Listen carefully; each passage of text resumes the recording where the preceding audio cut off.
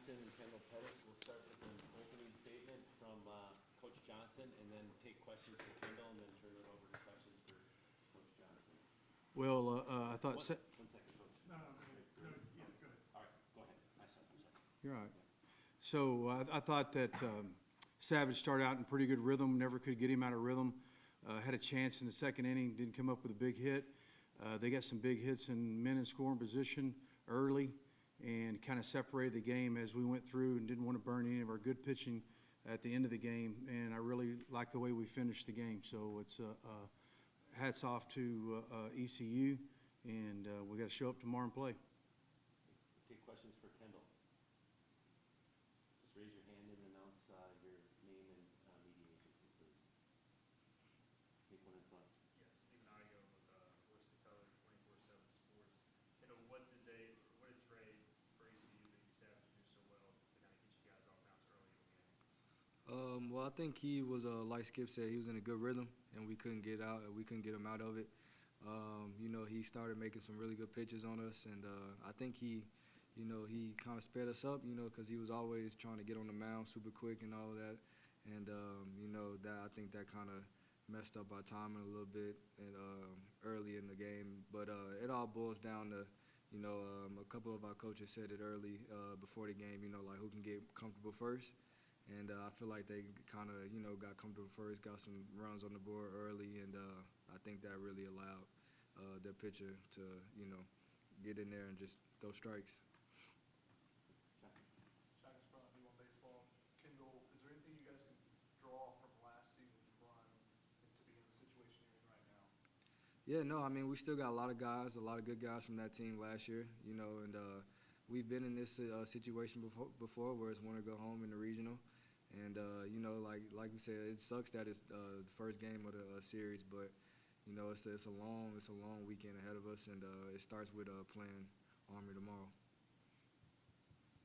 What's the biggest thing when your back is against the wall? What's the biggest thing that you needed to come out and be successful? Yeah, we can't really think about it, you know what I mean? Like, it's like we can't really dwell on, if we lose this game, we're out. We got to just go out there and compete. And I think that our ABs later in the game really show like how much compete and how much fight we can have in our game. And so I think that's really good moving forward into tomorrow's game where, we can try to put some good ABs up early in the game and, just try to get on the road from there.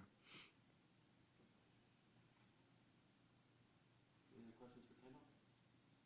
All right, Kendall, you can hang out here or you can wait in the back. Take questions for Coach Johnson. Coach, it seemed like it was a pretty tight strike zone tonight. Do you think that affected Carmichael at all? It seems to be more of a command guy trying to maybe touch on the edges a little bit. You can make that excuse for him, but he's got to adapt and overcome with it. I mean, umpires are part of they're part of the team. I mean, they're part of the game as well, so you can't really dwell on that. You can't use that as an excuse. Their guy threw the same strike zone as our guy, and we just got to take it with what it's worth. Take one on the far left. Ben Dackey, Gaylord News. Carmichael hadn't walked more than 2 guys at the start all year. Tonight he walked 5. What went wrong for him tonight? You might ask this guy in the front row. He knew the strike zone.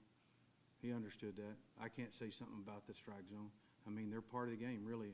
And, I mean, when you get out of rhythm like that and you're still trying to make pitches and make pitches and make pitches, you start trying. And when you try in this game, you fail. You really got to take the game one pitch at a time. That's really what it's about. Shotgun. Shotgun from D1 Baseball. Skip, what did you say to him when you go out the mound a couple of times when you're visiting between innings and stuff when he is kind of not being able to get into the zone, not being able to get into that rhythm? Don't fall in the trap. Just throw the ball to the target because that's the only thing you can control. You can only control the things you can control around you, and throwing the ball to the target is what pitching's about, disrupting timing. I thought they did a great job with some pitches early in that at bat. I mean, you saw the couple choppers. I think Jackson Nicholas slipped down. That's an out. And I mean, there's a lot of little D things that happen. Whatever could happen, it happened. I mean, we picked a bad day to play bad. And how you turn that around, you go out and try to win pitches and win innings. How tough is it when you're facing an offense like that that's pretty relentless?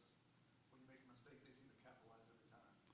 Well, I mean, if you dwell on it, that you do. I mean, you gotta get your outs on time, and it's a momentum offense, and that's what they're controlled by, is they feed off each other, and you could see that as the game went on.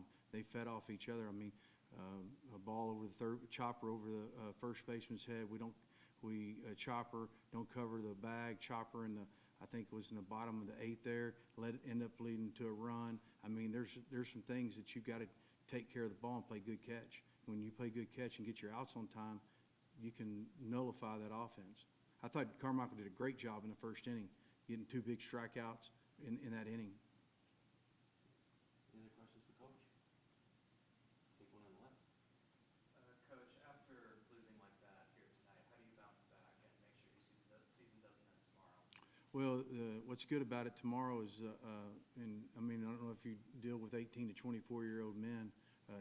I really hope they think about winning and losing, but they've got to separate it. They got to flush it and get to the next pitch and just come out and compete and win pitches and win innings. That's how you end up doing it. And you can't dwell on, look at the result of win or loss. You just got to try to stay in the process as much as you can, because the process, what really it's about, is teaching these young men about the process of what you do, of winning pitches, having good at-bats, having good approaches, playing good catch. You got to do all those things to play baseball. And that's why it's such a great game. One day you can feel as low as anything. The next day you can feel as high as anything. And what's good about us losing the first game, and we win tomorrow, everybody that we're going to play is coming off a loser's game, and it's pretty tough. When you're coming off a winner's game versus a loser's game, it gets tough.